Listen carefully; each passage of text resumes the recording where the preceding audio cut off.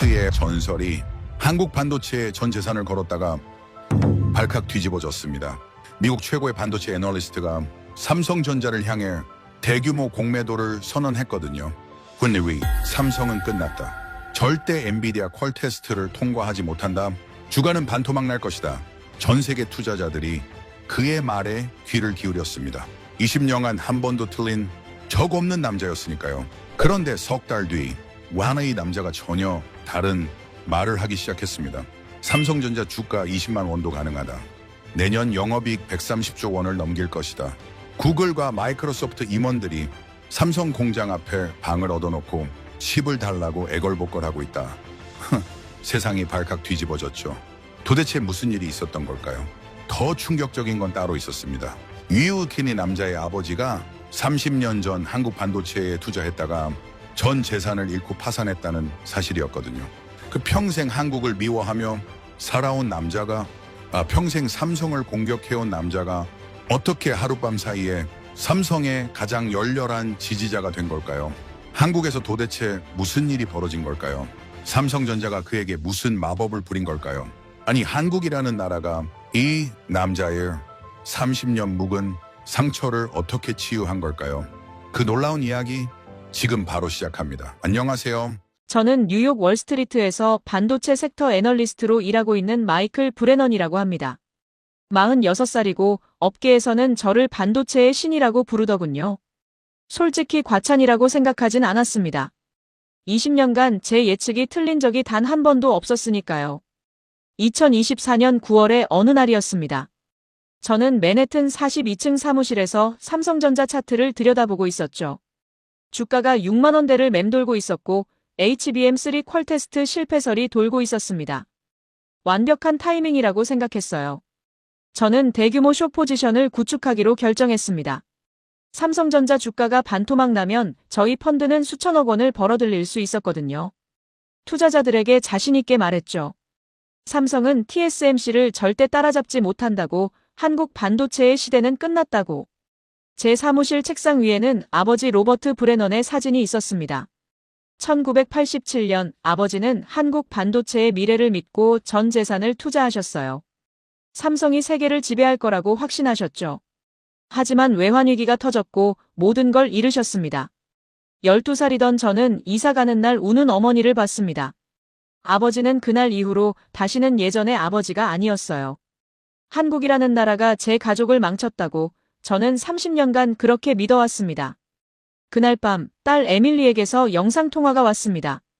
MIT에 다니는 22살 딸아이는 한국 드라마를 보고 있더군요. 화면에 한글이 보이자 저도 모르게 인상을 찌푸렸습니다. 에밀리가 물었어요. 아빠는 왜 그렇게 한국을 싫어하냐고요. 저는 대답하지 않았습니다. 통화를 끊고 뉴스를 확인하는데 속보가 떴습니다. 엔비디아가 삼성전자와 대규모 협력을 발표한다는 내용이었어요. 젠슨 황 CEO가 삼성을 극찬했다는 기사가 줄줄이 올라왔죠. 제 포지션에 첫 번째 균열이 생긴 순간이었습니다. 하지만 저는 대수롭지 않게 여겼어요. 립서비스일 뿐이라고, 삼성은 반드시 무너질 거라고 확신했으니까요. 30년간 쌓아온 확신은 쉽게 흔들리지 않는 법이니까요.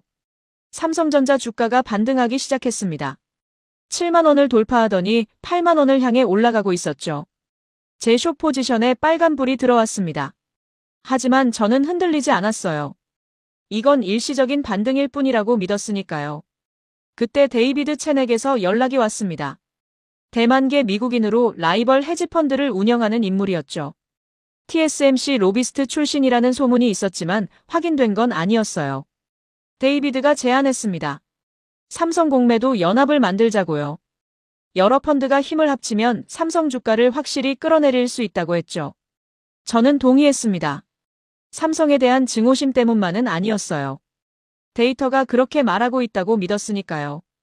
TSMC의 시장 점유율이 70%가 넘는데 고작 7%인 삼성이 어떻게 따라잡겠습니까?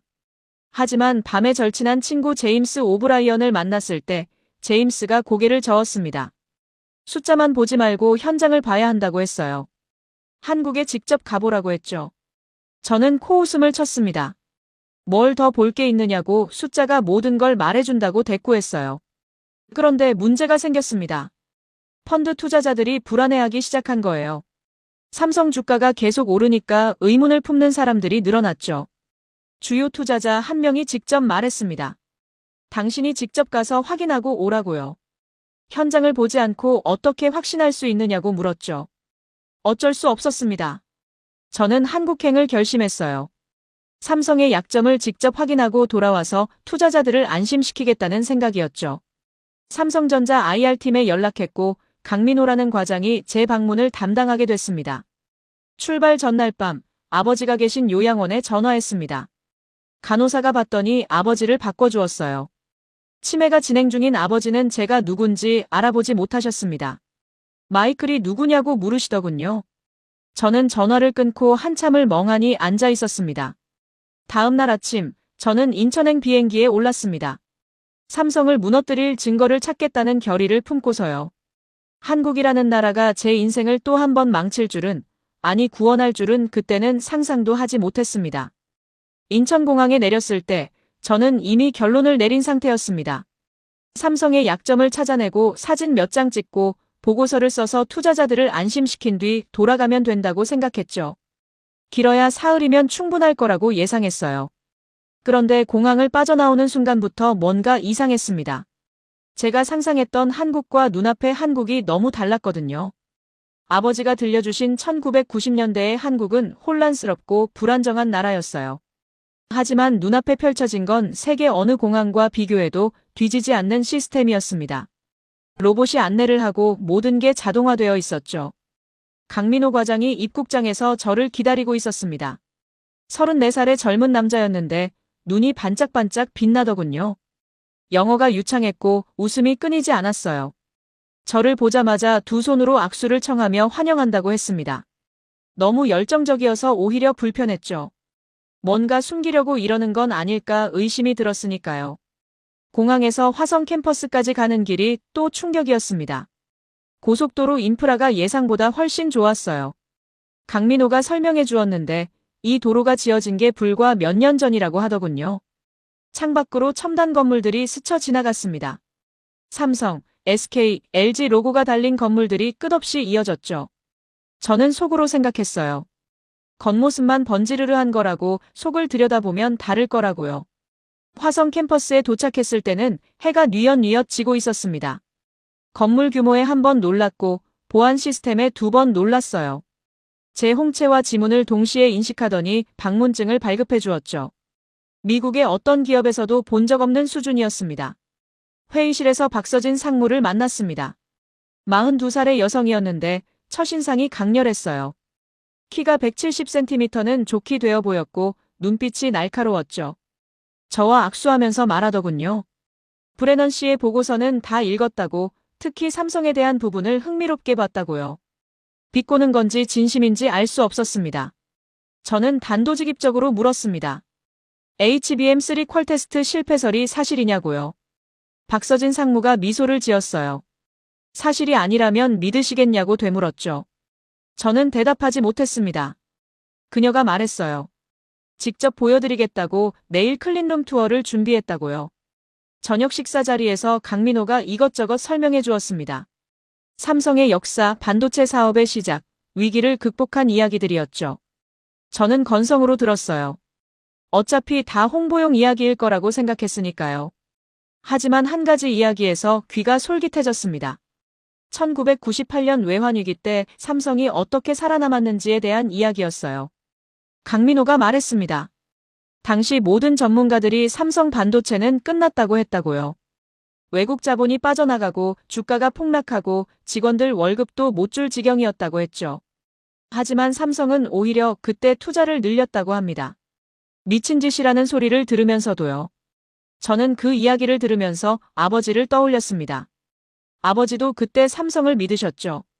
하지만 아버지는 파산했고 삼성은 살아남았어요. 뭐가 달랐던 걸까요? 왜 삼성은 되고 아버지는 안 됐던 걸까요? 그 생각이 머릿속을 떠나지 않았습니다. 다음 날 아침 클린룸 투어가 시작됐습니다. 방진복을 입고 에어샤워를 통과하는데 30분이나 걸렸어요. 그만큼 보안이 철저하다는 뜻이었죠. 클린룸 안으로 들어갔을 때 숨이 멎는 줄 알았습니다. 끝이 보이지 않는 공간에 최첨단 장비들이 줄지어 있었어요. 로봇팔이 웨이퍼를 옮기고 레이저가 회로를 새기고 모든 게 마이크로미터 단위로 제어되고 있었죠. 미국 인텔 공장도 가봤고 대만 TSMC도 견학한 적 있지만 이건 차원이 달랐습니다. 정우현이라는 젊은 엔지니어가 설명을 맡았습니다. 29살이라고 했는데 눈 밑에 다크서클이 짙었어요. 제가 물었죠. 몇 시에 퇴근하느냐고요. 정우현이 웃으면서 대답했습니다. 어제는 새벽 4시에 퇴근했다고 오늘도 비슷할 거라고요. 농담인 줄 알았는데 농담이 아니었습니다. 박서진 상무가 옆에서 말했어요. HBM 사수율을 올리기 위해 팀 전체가 석 달째 이런 생활을 하고 있다고요. 그냥 지시라서 하는 게 아니라 모두가 자발적으로 한다고 했죠. 왜냐고 물었더니 박서진 상무가 대답했습니다. 2년 전에 HBM3에서 하이닉스에게 졌던 굴욕을 씻기 위해서라고요. 저는 그 말을 듣고 이상한 감정을 느꼈습니다. 숫자로는 설명할 수 없는 무언가였어요. 하지만 곧 정신을 차렸죠. 이건 그냥 쇼일 뿐이라고, 나를 감동시키려는 연출이라고 스스로에게 말했습니다. 호텔로 돌아가서 냉정하게 분석해야 한다고 생각했어요. 그날 밤 저는 호텔방에서 노트북을 열고 보고서를 쓰기 시작했습니다. 삼성의 약점을 정리하려고 했죠. 그런데 이상하게 손이 움직이지 않았어요. 클린룸에서 본 장면들이 자꾸 떠올랐습니다. 정우현의 다크서클, 박서진의 눈빛, 그리고 끝없이 돌아가는 기계들. 30년간 품어온 확신에 처음으로 금이 가기 시작했습니다. 한국에 온 지 사흘째 되던 날 아침이었습니다. 호텔에서 눈을 뜨자마자 휴대폰 알림이 쏟아지더군요. 데이비드 첸이 뉴스를 띄운 거였어요. 삼성 HBM3 퀄 테스트 최종 실패, 엔비디아 공급 불발 확정이라는 헤드라인이었죠. 익명의 내부 소식통을 인용한 기사였습니다. 주가가 곤두박질 쳤어요. 장 시작과 동시에 5%가 빠졌죠. 제 숏 포지션이 드디어 수익을 내기 시작했습니다. 데이비드가 메시지를 보내왔어요. 축하한다고, 우리가 이겼다고요. 저도 기뻐해야 했습니다. 당연히 기뻐해야 했어요. 그런데 이상하게 찜찜했습니다. 어제 클린룸에서 본 것들이 자꾸 떠올랐거든요. 정우현과 동료들이 밤새워 일하던 모습, 박서진 상무의 확신에 찬 눈빛. 그게 전부 거짓이었던 걸까요? 저는 고개를 저었습니다. 감정에 휘둘리면 안 된다고, 숫자가 모든 걸 증명한다고 스스로에게 말했죠. 오전에 강민호에게서 연락이 왔습니다. 오늘 일정을 취소해도 되겠냐고 물었어요. 뉴스 때문에 회사가 바빠졌다고 하더군요. 저는 괜찮다고 했습니다. 어차피 볼 건 다 봤으니까요. 짐을 싸서 내일 비행기로 돌아가려고 했어요. 그런데 점심때쯤 이상한 일이 벌어졌습니다. 호텔 로비에서 뉴스를 보고 있는데 한국 기자가 삼성 대변인을 인터뷰하고 있더군요. 대변인이 단호하게 말했습니다. 해당 보도는 사실무근이라고, 퀄 테스트는 정상적으로 진행 중이라고요. 그리고 한마디를 덧붙였어요. 조만간 좋은 소식이 있을 거라고. 저는 코웃음을 쳤습니다. 당연히 그렇게 말하겠죠. 주가가 빠지는데 사실이라고 인정할 회사가 어디 있겠어요. 하지만 대변인의 눈빛이 거짓말하는 사람의 눈빛이 아니었습니다. 뭔가 이상했어요. 오후에 산책이나 하려고 호텔을 나섰습니다. 근처에 전통시장이 있다고 해서 구경이나 할 생각이었죠. 수원 전통시장이라는 곳이었어요. 골목골목이 미로처럼 얽혀 있었고 사람들이 북적거렸습니다.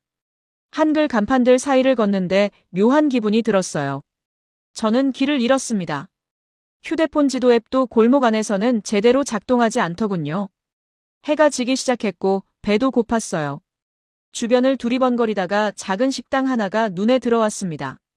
김하늘 국밥이라고 쓰인 간판이었죠. 문을 열고 들어갔는데 허름한 가게였어요. 테이블이 4개밖에 없었고 칸막이도 없었죠. 아주머니 한 분이 카운터에 앉아 계셨습니다. 제가 들어가자 깜짝 놀라시더군요. 외국인이 이런 골목까지 들어오는 일은 드물었나 봐요. 저는 영어로 말해봤지만 당연히 통하지 않았습니다. 손짓발짓으로 배가 고프다는 걸 표현했죠. 아주머니, 김하늘 사장님이 환하게 웃으시면서 뭔가를 가져오셨어요. 뜨거운 국밥이었습니다. 하얀 국물에 밥이 말려 있었고 김치와 깍두기가 곁들여져 있었죠. 한 숟갈 떴는데 눈물이 날 뻔했습니다. 정말 맛있었어요. 피로가 확 풀리는 느낌이었죠. 저도 모르게 허겁지겁 먹었습니다. 김하늘 사장님이 흐뭇하게 쳐다보시면서 뭐라고 말씀하셨어요. 알아듣진 못했지만 칭찬인 것 같았습니다. 다 먹고 나서 지갑을 꺼냈습니다. 얼마냐고 물었죠. 김하늘 사장님이 손을 저으셨어요. 돈을 받지 않겠다는 거였습니다. 저는 당황했죠. 왜요? 왜 안 받으시는 거예요? 제가 억지로 돈을 내밀었지만 사장님은 끝까지 손사래를 치셨어요. 그리고 뭔가를 쥐어주셨습니다. 작은 종이였는데 한글로 뭔가가 적혀 있었어요. 저는 알아보지 못했지만 일단 받았습니다. 김하늘 사장님이 제 손을 꼭 잡으시면서 말씀하셨어요. 여전히 무슨 뜻인지 몰랐지만 따뜻한 눈빛만은 분명히 느낄 수 있었습니다. 호텔로 돌아와서 번역 앱으로 종이를 확인했습니다. 힘내세요. 좋은 일이 있을 거예요. 라고 적혀 있었어요. 저는 한참 동안 그 종이를 들여다봤습니다. 생면부지의 외국인에게 공짜로 밥을 주고 응원의 메시지까지 적어주다니. 이런 게 가능한 건가요? 그날 밤 요양원에 전화했습니다. 아버지와 통화하고 싶었거든요. 하지만 간호사가 말하더군요. 오늘은 상태가 안 좋으시다고, 아들이 누군지 기억 못 하신다고요. 저는 전화를 끊고 창밖을 바라봤습니다. 수원의 야경이 반짝이고 있었어요. 30년간 한국을 미워했습니다. 한국이 아버지를 망쳤다고 믿었죠. 하지만 오늘 만난 김하늘 사장님은 저에게 아무것도 바라지 않고 따뜻함을 베풀어 주셨어요. 이 나라가 정말 제가 생각한 그런 나라일까요?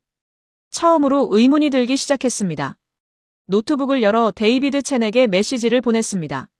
며칠 더 있다가 가겠다고요. 이유는 설명하지 않았어요. 저도 제가 왜 그런 결정을 내렸는지 정확히 몰랐으니까요. 그냥 좀 더 봐야 할 것 같다는 느낌이 들었습니다. 숫자가 아니라 사람들을요. 그날 밤 오랜만에 꿈을 꿨습니다. 1998년으로 돌아간 꿈이었어요. 12살에 제가 거실에서 뉴스를 보고 있었죠. 화면에는 아시아 금융위기라는 자막이 떠 있었고 아버지는 전화기를 붙들고 소리를 지르고 계셨어요. 팔아, 다 팔아, 왜 안 팔리는 거야? 어머니가 우셨습니다. 저는 무슨 일인지 몰랐어요. 다만 세상이 무너지고 있다는 건 알 수 있었죠. 그날 이후 우리 가족은 큰 집에서 작은 아파트로 이사했습니다. 아버지의 차는 사라졌고 어머니의 보석도 사라졌어요. 아버지는 매일 술을 드셨고 한국이라는 단어만 나오면 얼굴이 일그러지셨죠. 잠에서 깨니 새벽 4시였습니다. 식은땀이 흠뻑 났어요. 30년이 지났는데도 그 기억은 생생했습니다. 저는 침대에 앉아서 생각했어요. 내가 왜 이렇게 한국을 싫어하게 됐는지, 그 뿌리가 어디에 있는지를요. 아침에 강민호에게서 연락이 왔습니다. 오늘 특별한 일정이 잡혔다고 하더군요. 윤소희 교수의 강연이 서울대에서 열리는데 관심 있으면 가보시겠냐고 물었어요. 반도체 역사에 대한 강연이라고 했습니다. 저는 별 기대 없이 승낙했어요. 어차피 시간은 많았으니까요. 서울대 캠퍼스는 생각보다 넓었습니다. 단풍이 물들기 시작한 나무들 사이로 학생들이 오가고 있었죠. 강당에 도착하니 자리가 거의 찼더군요. 윤소희 교수는 40살의 여성이었는데 첫인상이 강렬했어요. 학자 특유의 날카로움과 동시에 따뜻함이 느껴지는 사람이었죠. 강연 제목은 위기와 부활, 한국 반도체 50년이었습니다. 윤소희 교수가 화면을 띄우며 말하기 시작했어요. 1970년대 한국이 반도체를 시작했을 때 세계는 비웃었다고요. 기술도 자본도 없는 나라가 무슨 반도체냐고 했대요. 하지만 한국은 해냈습니다. 1980년대에 디램 시장에 진출했고 1990년대에는 세계 1위가 됐죠. 윤소희 교수가 그래프를 보여주었어요. 한국 반도체의 성장 곡선이 거의 수직에 가까웠습니다. 어떤 나라도 이렇게 빠르게 성장한 적이 없었대요. 그런데 1998년 외환위기가 터졌습니다. 윤소희 교수의 목소리가 낮아졌어요. 주가가 폭락했고 외국인 투자자들이 빠져나갔고 모든 전문가가 한국 반도체는 끝났다고 선언했다고요. 저는 그 대목에서 숨을 멈췄습니다. 아버지가 파산한 해였으니까요. 윤소희 교수가 말했습니다. 그때 삼성이 어떻게 했는지 아시냐고요. 포기했을까요? 아닙니다. 오히려 투자를 2배로 늘렸대요. 모두가 미쳤다고 했지만 삼성은 위기가 곧 기회라고 믿었죠. 그리고 2000년대 초반 디램 가격이 반등하면서 삼성은 역대 최대 실적을 기록했습니다. 저는 손을 꽉 쥐었어요. 화가 났습니다. 그러면 왜 제 아버지는 망한 거죠? 아버지도 삼성을 믿었잖아요. 똑같이 믿었는데 왜 삼성은 살아남고 아버지는 파산한 거예요? 강연이 끝나고 윤소희 교수에게 다가갔습니다. 질문이 있다고 했죠. 윤소희 교수가 저를 쳐다보았어요. 브래넌 씨시군요. 박서진 상무에게 들었다고 하시더군요. 저는 단도직입적으로 물었습니다. 왜 똑같이 투자한 사람들의 운명이 갈린 거냐고요. 윤소희 교수가 잠시 생각하더니 대답했습니다. 삼성은 투자만 한 게 아니라 직접 만들었기 때문이라고요. 기술을 개발하고 공장을 세우고 사람을 키웠죠. 하지만 외부 투자자들은 돈만 넣었을 뿐 그 과정에 참여하지 않았대요. 위기가 왔을 때 삼성은 버틸 힘이 있었지만 투자자들은 그 힘이 없었던 거죠. 저는 반박하고 싶었습니다. 그건 공정하지 않다고, 아버지는 나쁜 사람이 아니었다고요. 하지만 입이 떨어지지 않았어요. 윤소희 교수의 말이 논리적으로 맞았으니까요. 윤소희 교수가 부드럽게 말했습니다. 브래넌 씨, 당신 아버지는 한국의 미래를 보신 분이에요. 30년 전에. 다만 너무 이르셨을 뿐이죠. 틀린 게 아니라 시대를 앞서간 거예요. 그 말에 저는 할 말을 잃었습니다. 호텔로 돌아오는 길에 아무 말도 하지 못했어요. 강민호가 걱정스럽게 쳐다봤지만 저는 괜찮다고만 했죠. 방에 들어와서 오래된 사진첩을 꺼냈습니다. 휴대폰에 저장해둔 가족 사진이었어요. 파산 전 아버지가 웃고 계신 사진. 그때 아버지는 희망에 차 있었습니다. 아버지가 틀린 게 아니었다고요? 30년간 저는 아버지의 실패를 한국 탓으로 돌려왔어요. 한국이 아버지를 속였다고, 한국 때문에 우리 가족이 망했다고 믿었죠. 하지만 진짜 그랬던 걸까요? 아버지가 시대를 앞서갔던 걸까요? 그날 밤 잠이 오지 않았습니다. 30년간 쌓아온 분노의 기반이 흔들리고 있었어요. 무너지면 안 되는데, 무너지면 제가 살아온 이유 자체가 흔들리는데. 하지만 이미 균열은 시작되었습니다. 저도 모르는 사이에요. 다음 날 새벽 박서진 상무에게서 연락이 왔습니다. 평택팹을 보여주고 싶다고 하더군요. 화성보다 더 최신 시설이라고 했어요. 저는 수락했습니다. 솔직히 이 시점에서 삼성의 약점을 찾겠다는 생각은 많이 희미해져 있었어요. 그냥 더 보고 싶었습니다. 이 사람들이 어떻게 일하는지를요. 평택 캠퍼스는 화성보다 규모가 컸습니다. 건물 하나가 축구장 10개 크기라고 했어요. 저는 눈을 의심했죠. 이 거대한 공간이 전부 반도체 공장이라니. 세계 최대 규모의 반도체 생산 시설이라고 박서진 상무가 설명했습니다. 새벽 4시인데도 공장은 돌아가고 있었어요. 아니, 새벽이라서 더 바빴습니다. 정우현 엔지니어가 우리를 맞았는데 여전히 다크서클이 짙었죠. 제가 물었어요. 도대체 언제 주무시냐고요. 정우현이 웃으면서 대답했습니다. HBM 사양산이 시작되면 쉴 수 있을 거라고요. 클린룸 안에서 정우현이 설명해 주었습니다. 2년 전 HBM3 퀄 테스트에서 하이닉스에 졌을 때 얼마나 충격받았는지를요. 회식 자리에서 눈물을 흘린 선배도 있었대요. 우리가 2년이나 뒤처지다니 말이 되냐고 울었다고 합니다. 그때부터 모든 게 바뀌었다고 했어요. 자존심의 문제였죠. 하이닉스가 할 수 있는 걸 우리가 못할 리 없다고, 반드시 따라잡겠다고 모두가 이를 갈았대요. 야근은 기본이었고 주말 출근도 당연했죠. 하지만 누구도 불평하지 않았다고 합니다. 저는 이해가 되지 않았습니다. 왜요? 왜 그렇게까지 하는 거예요? 돈 때문인가요? 정우현이 고개를 저었어요. 돈이면 다른 데 가면 된다고, 하이닉스나 외국 회사에서 더 많이 준다고요. 그럼 왜냐고 물었더니 정우현이 잠시 생각하더니 대답했습니다. 자존심이라고요. 우리가 최고라는 걸 증명하고 싶은 거래요. 한국 사람들은 그게 있다고, 지면 죽어도 참을 수 없는 승부욕이 있다고 했어요. 저는 그 말을 듣고 할 말을 잃었습니다. 숫자로는 설명할 수 없는 무언가가 여기 있었어요. 점심시간에 이창수 박사를 만났습니다. 삼성종합기술원 부원장이라고 했는데 61살의 노신사였어요. 과묵해 보였지만 눈빛이 날카롭더군요. 점심을 함께 먹으면서 이런저런 이야기를 나눴습니다. 이창수 박사가 물었어요. 브래넌 씨는 숫자만 보시나요? 아니면 숫자 뒤의 사람들도 보시나요? 저는 당황했습니다. 무슨 뜻이냐고 물었더니 이창수 박사가 설명해 주셨어요. 월스트리트 애널리스트들은 숫자만 본다고요. 영업이익, 시장 점유율, 성장률. 하지만 그 숫자 뒤에는 사람들이 있다고 했어요. 밤새 일하는 엔지니어들, 가족을 못 보는 연구원들, 실패하면 다시 시작하는 사람들.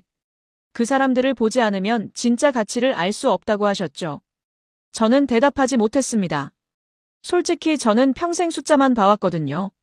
사람은 변수고 숫자만이 진실이라고 믿었어요. 하지만 이 며칠간 제가 본 건 숫자가 아니었습니다. 사람들이었죠. 저녁에 토마스 안을 만났습니다. 교포 2세로 벤처 캐피털리스트라고 했어요. 44살이었고 미국에서 자랐지만 한국어도 유창했죠. 강민호가 소개해준 거였어요. 두 문화를 다 아는 사람과 이야기하면 도움이 될 거라고요. 토마스와 소주를 마시면서 오랜 이야기를 나눴습니다. 토마스가 설명해 주었어요. 한국인들의 빨리빨리 문화가 어떻게 반도체 산업과 맞아떨어졌는지를요. 반도체는 속도 싸움이라고요. 먼저 개발하고, 먼저 양산하고, 먼저 시장을 잡아야 이긴다고요. 그리고 끈기가 있다고 했어요. 한국 사람들은 한번 시작하면 끝까지 간다고요. 중간에 포기하는 걸 치욕으로 여긴다고 했죠. HBM3에서 졌을 때 포기했으면 지금 HBM4는 없었을 거라고요. 저는 물었습니다. 그런데 왜 그렇게까지 하는 거냐고요. 미국 사람들은 적당히 하고 적당히 쉬는데 한국 사람들은 왜 자기를 혹사하는 거냐고요. 토마스가 웃으면서 대답했습니다. 역사 때문이라고요. 한국은 자원이 없는 작은 나라라고 했어요. 살아남으려면 남들보다 더 열심히 해야 했대요. 그게 DNA에 새겨진 거라고요. 지금은 잘 살지만 그 습관은 안 바뀐다고 했습니다. 호텔로 돌아오면서 생각했습니다. 미국에서는 이런 문화를 상상하기 어렵죠. 워라밸을 중시하고 개인의 시간을 존중하니까요. 하지만 한국은 달랐어요. 회사가 곧 가족이고 성공이 곧 자존심인 나라. 이상하면서도 어딘가 부러웠습니다. 그날 밤 저는 데이비드 첸에게 메시지를 보내지 않았습니다. 보고서도 쓰지 않았어요. 그냥 창밖을 바라보면서 생각했죠. 내가 30년간 무엇을 놓치고 살았던 걸까? 숫자 뒤에 있는 사람들을 왜 한 번도 보려 하지 않았던 걸까? 대답은 나오지 않았지만 질문 자체가 이미 변화의 시작이었습니다. 한국에 온 지 일주일이 지났습니다. 원래 계획대로라면 사흘 만에 돌아갔어야 했죠. 하지만 저는 여전히 서울에 있었어요. 데이비드 첸이 연락을 계속 보내왔습니다. 언제 오느냐고, 보고서는 다 썼느냐고, 왜 연락이 없느냐고요. 저는 조금만 더 있겠다고만 답했어요. 그날 아침 캐서린 왓슨에게서 이메일이 왔습니다. 제 전 상사이자 현재 경쟁사 CIO였죠. 내용이 불쾌했어요. 브레넌이 한국에서 뭘 하고 있는지 모르겠지만 투자자들 사이에서 소문이 돌고 있다고요. 삼성에 매수당한 거 아니냐는 소문이라고 했습니다. 저는 화가 났습니다. 매수라니요. 저는 그냥 현장을 확인하고 있을 뿐인데. 하지만 캐서린의 말에 일리가 있기도 했어요. 객관적으로 보면 제 행동이 이상하긴 했죠. 삼성을 공격하러 왔다가 일주일째 머무르고 있으니까요. 오후에 박서진 상무를 만났습니다. 삼성 내부에서도 문제가 생겼다고 하더군요. 장웨이라는 엔지니어 때문이었어요. 대만 TSMC 출신으로 작년에 삼성으로 이직한 38살의 남자였습니다. 뛰어난 실력자였지만 삼성 문화에 적응을 못하고 있었죠. 박서진 상무가 한숨을 쉬면서 말했어요. 일부 직원들이 장웨이를 스파이로 의심한다고요. TSMC에서 보낸 거 아니냐고, 우리 기술을 빼가려는 거 아니냐고 수군거린다고 했습니다. 장웨이 본인은 억울해하고 팀 분위기가 안 좋아졌다고 하더군요. 저는 장웨이를 만나보고 싶다고 했습니다. 왜인지 모르겠지만 그의 상황이 남일 같지 않았거든요. 저도 어떻게 보면 적진에 들어온 사람이니까요. 삼성을 공격하려던 사람이 삼성 안에서 돌아다니고 있잖아요. 장웨이를 만난 건 화성 캠퍼스 카페테리아에서였습니다. 똑똑하고 예의 바른 사람이었어요. 중국어 억양이 섞인 영어로 자신의 이야기를 해주었죠. TSMC에서 7년간 일하다가 삼성으로 왔는데 문화 차이가 너무 크다고 했어요. TSMC는 시스템이 정교하게 갖춰져 있어서 개인이 창의력을 발휘할 여지가 적었대요. 반면 삼성은 더 자유롭지만 그만큼 책임도 무겁고 팀 단위로 움직이는 경향이 강했죠. 장외인은 그 팀 문화에 적응하지 못하고 있었습니다. 그리고 스파이 의혹이 가장 힘들다고 했어요.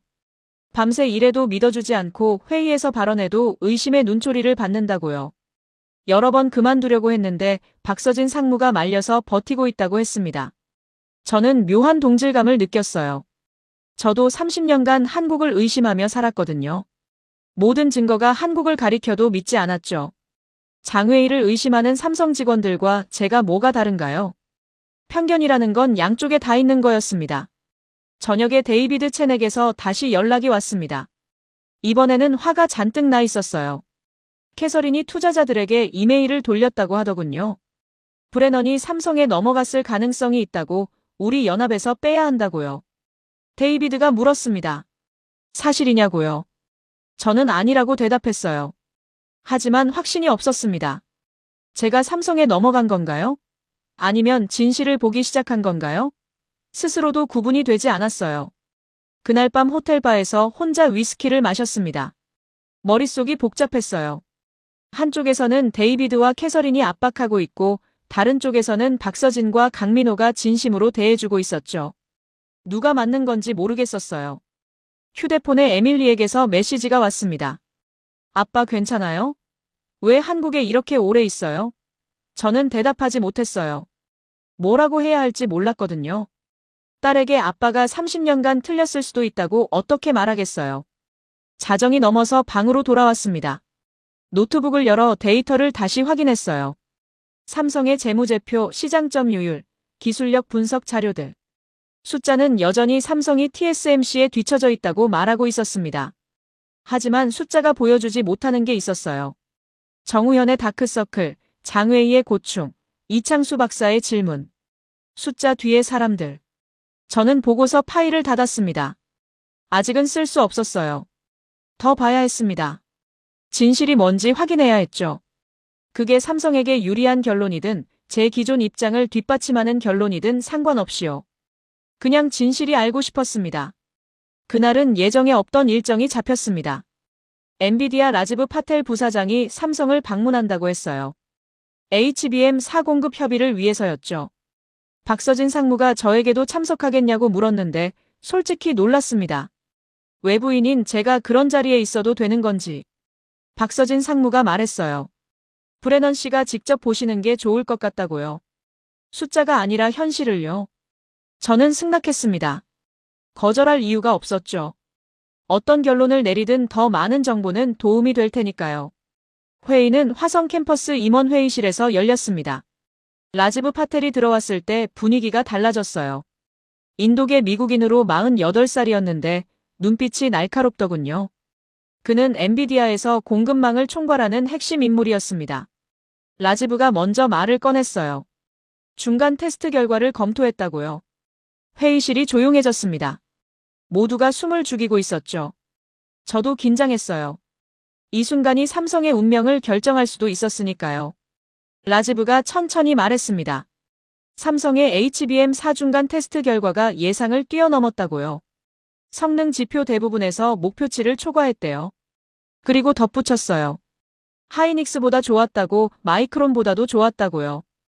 회의실이 웅성거렸습니다. 박서진 상무의 표정이 밝아졌어요. 정우현은 옆 사람과 조용히 하이파이브를 했죠. 저는 충격을 받았습니다. 제 모든 분석이 틀렸을 가능성이 눈앞에서 증명되고 있었거든요. 라지브가 계속 말했어요. 물론 최종 퀄 테스트가 남아있지만 이대로라면 내년 2월 양산은 문제 없을 것 같다고요. 삼성 HBM4가 엔비디아 루빈 칩에 들어갈 확률이 매우 높아졌다고 했습니다. 회의가 끝나고 복도로 나왔는데 다리에 힘이 풀렸어요. 벽에 기대서 한참을 서 있었습니다. 데이비드 첸이 흘린 퀄테스트 실패설은 완전히 거짓이었던 거예요. 아니, 의도적인 거짓말이었을 수도 있죠. 주가를 끌어내리기 위한. 강민호가 다가와서 괜찮으냐고 물었습니다. 저는 괜찮다고 대답했지만 괜찮지 않았어요. 30년간 믿어온 것들이 무너지고 있었거든요. 한국 기업은 신뢰할 수 없다는 확신, 삼성은 언젠가 망한다는 예측, 아버지의 실패가 한국 탓이라는 분노. 전부 흔들리고 있었습니다. 저녁에 윤소희 교수에게 연락했습니다. 저녁 식사를 함께 하고 싶다고요. 누군가와 이야기해야 할 것 같았거든요. 윤소희 교수가 흔쾌히 승낙했어요. 홍대 근처의 작은 한식당에서 만났습니다. 음식을 먹으면서 오늘 있었던 일을 이야기했어요. 윤소희 교수가 조용히 듣더니 말했습니다. 놀라셨겠다고요. 저는 고개를 끄덕였어요. 제가 틀렸을 수도 있다는 게 무섭다고 30년간 믿어온 게 잘못이었다면 제 인생은 뭐가 되느냐고 했죠. 윤소희 교수가 물었어요. 당신 아버지는 한국을 믿었던 것 같은데 왜 당신은 그렇게 미워하느냐고요. 저는 할 말을 잃었습니다. 그 질문에 대답하려면 30년간 쌓아온 감정을 다 꺼내야 했거든요. 천천히 이야기했어요. 아버지가 파산한 후 어떻게 변하셨는지, 어머니가 얼마나 힘들어하셨는지, 제가 어린 시절을 어떻게 보냈는지를요. 한국이라는 단어만 들어도 분노가 치밀어 올랐다고, 그 분노가 제 커리어의 원동력이었다고요. 윤소희 교수가 잠시 침묵하더니 조심스럽게 말했어요. 혹시 아버지를 미워한 건 아니냐고요. 한국을 미워한 게 아니라 실패한 아버지를 미워한 건 아니냐고요. 그 분노를 한국에게 돌린 건 아니냐고. 저는 말문이 막혔습니다. 한 번도 생각해 본 적 없는 관점이었거든요. 하지만 윤소희 교수의 말이 마음 깊은 곳을 찔렀어요. 어쩌면 맞는지도 몰랐습니다. 아버지를 직접 미워할 수 없으니까 한국을 대신 미워한 건지도요. 식사를 마치고 호텔로 돌아왔습니다. 방에 들어와서 오래된 사진을 꺼냈어요. 파산 전 아버지. 웃고 계신 아버지. 그 아버지가 한국을 믿으셨던 거예요. 그리고 30년이 지난 지금 아버지가 믿었던 그 한국은 정말로 해내고 있었습니다. 저는 처음으로 아버지에게 미안하다는 생각을 했어요. 아버지의 실패를 평생 원망하면서 살았는데 어쩌면 아버지가 옳았던 걸지도 모르니까요. 시대를 앞서간 것뿐이라는 윤소희 교수의 말이 떠올랐습니다. 그날 밤 잠이 오지 않았어요. 하지만 불안해서가 아니었습니다. 뭔가 새로운 게 시작되는 느낌이었죠. 오래된 분노가 녹아내리고 그 자리에 뭔가 다른 감정이 채워지기 시작했어요. 그게 뭔지는 아직 몰랐지만요. 엔비디아 회의 다음 날부터 모든 게 달라지기 시작했습니다. 삼성 주가가 급등하기 시작했거든요. 8만 원을 돌파하더니 9만 원을 향해 치솟았죠. 제 숏 포지션이 빨간불에서 시뻘건 불로 바뀌었습니다. 하루에 수십억 원씩 손실이 나고 있었어요. 데이비드 체넥에서 전화가 쏟아졌습니다. 대체 뭐 하고 있느냐고, 왜 포지션을 정리하지 않느냐고 소리를 질렀죠. 저는 대답할 말이 없었어요. 솔직히 저도 혼란스러웠으니까요. 머리로는 손절해야 한다는 걸 알았지만 마음은 다른 곳에 있었습니다. 투자자들의 항해 메일이 쌓이기 시작했어요. 브레넌, 당신을 믿고 돈을 맡겼는데 이게 뭐냐고요. 20년간 쌓아온 신뢰가 무너지고 있었습니다. 펀드 청산을 요구하는 투자자도 나타났죠. 제 커리어가 끝날 수도 있다는 공포가 밀려왔어요. 캐서린 왓슨이 공개적으로 저를 비판하는 기사가 났습니다. 월스트리트 저널이었어요. 반도체의 신, 한국에서 길을 잃다라는 제목이었죠. 기사 내용은 악의적이었어요. 브레넌이 삼성에 매수당했다는 의혹, 객관성을 잃었다는 비판, 더 이상 신뢰할 수 없다는 업계 관계자들의 코멘트가 담겨 있었습니다. 호텔방에서 그 기사를 읽으면서 손이 떨렸어요. 20년간 쌓아온 명성이 며칠 만에 무너지고 있었습니다. 제가 뭘 잘못한 걸까요? 그냥 진실을 보려고 했을 뿐인데요. 그때 에밀리에게서 전화가 왔습니다. 목소리가 급했어요. 아빠, 할아버지가 위독하대요. 병원에서 연락 왔어요. 저는 심장이 철렁했습니다. 아버지가 요양원에서 쓰러지셨다고 했어요. 응급실로 옮겨졌는데 상태가 좋지 않다고요. 미국으로 돌아가야 했습니다. 당장 비행기를 잡아야 했죠. 하지만 동시에 한국에도 남아야 했어요. 삼성의 진실을 끝까지 확인해야 했으니까요. 두 가지 중 하나를 선택해야 하는 상황이었습니다.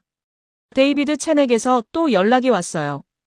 이번에는 최후 통첩이었습니다.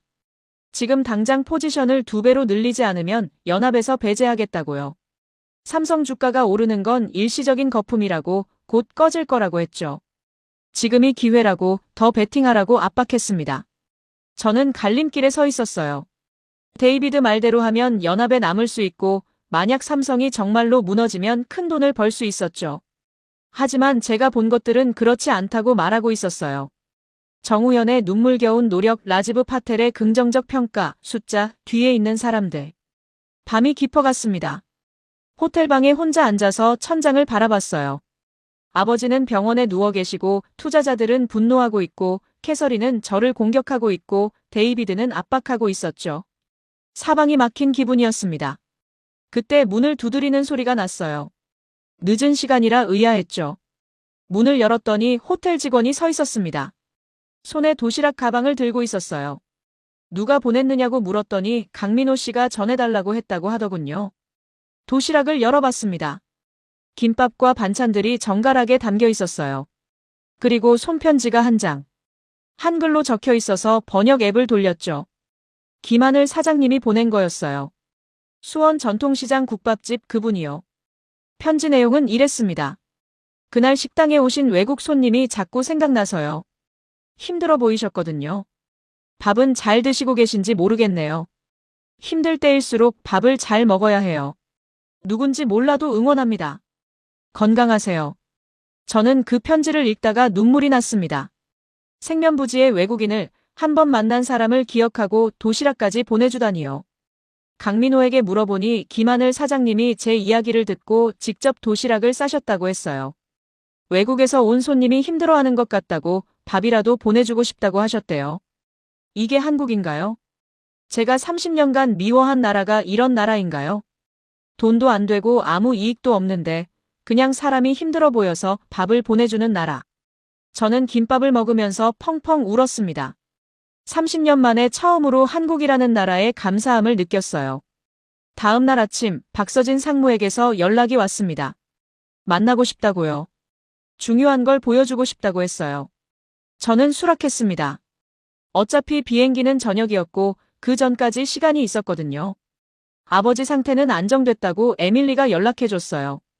위독하지만 당장 생명에 지장은 없다고요. 화성 캠퍼스의 작은 회의실에서 박서진 상무를 만났습니다. 그녀의 표정이 평소와 달랐어요. 뭔가 결심한 사람의 얼굴이었죠. 문을 닫고 저를 마주보면서 말했어요. 브레넌 씨, 제가 원래는 보여드리면 안 되는 자료가 있어요. 저는 긴장했습니다. 무슨 자료냐고 물었죠. 박서진 상무가 노트북을 열더니 화면을 보여주었어요. 삼성 내부 문서였습니다. HBM 4개발 과정의 상세 기록이었죠. 2년 전 HBM3에서 하이닉스에 뒤처졌을 때의 기록부터 시작됐어요. 당시 개발팀이 얼마나 충격받았는지, 어떤 회의들이 있었는지, 무엇을 바꾸기로 결정했는지 전부 담겨 있었습니다. 회의록에는 엔지니어들의 발언도 기록되어 있었어요. 한 엔지니어가 이렇게 말했더군요. 우리가 졌습니다. 인정해야 합니다. 하지만 여기서 끝낼 순 없습니다. HBM4에서는 반드시 이기겠습니다. 목숨 걸고 하겠습니다.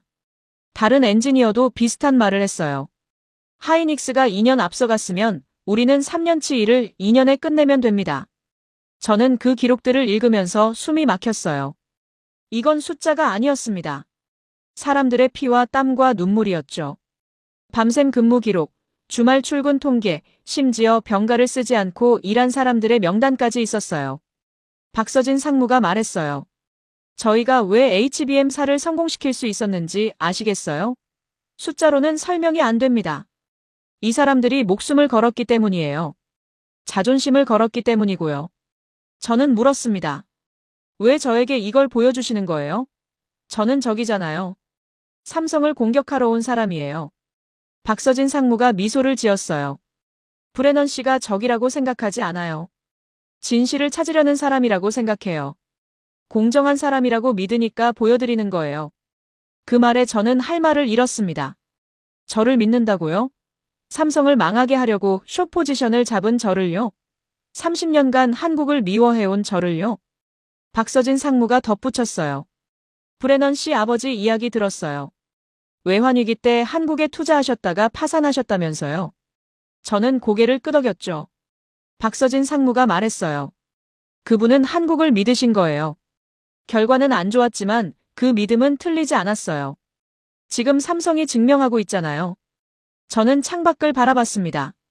화성 캠퍼스에 거대한 건물들이 보였어요. 30년 전 아버지가 믿었던 미래가 현실이 되어 있었죠. 아버지는 틀리지 않았어요. 다만 너무 일렀을 뿐. 회의실을 나서면서 박서진 상무가 말했어요. 브레넌 씨, 어떤 결정을 내리시든 존중할게요. 삼성에 유리한 보고서를 써달라는 게 아니에요. 그냥 진실을 써주세요. 진실만으로 충분하니까요. 공항으로 가는 차 안에서 강민호가 운전을 했습니다. 강민호가 물었어요. 브레넌 씨, 한국 어땠어요? 저는 한참을 생각하다가 대답했어요.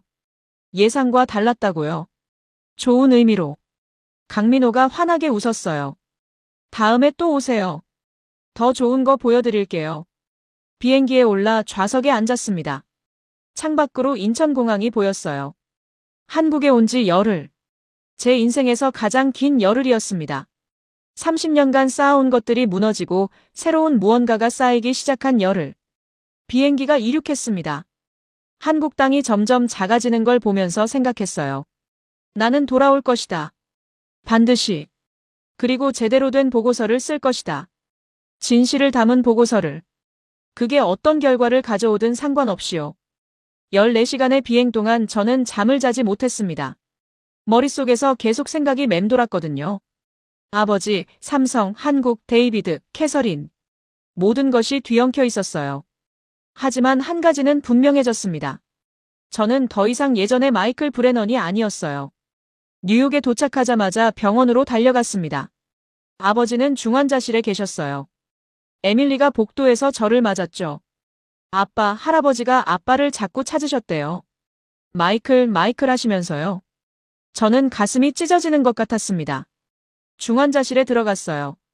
아버지는 산소호흡기를 끼고 누워 계셨습니다. 81살의 아버지. 한때는 월스트리트를 호령하던 투자자였는데 지금은 뼈만 앙상한 노인이 되셨더군요. 저는 아버지 손을 잡았어요. 아버지가 눈을 뜨셨습니다. 희미하게 저를 알아보시는 것 같았어요.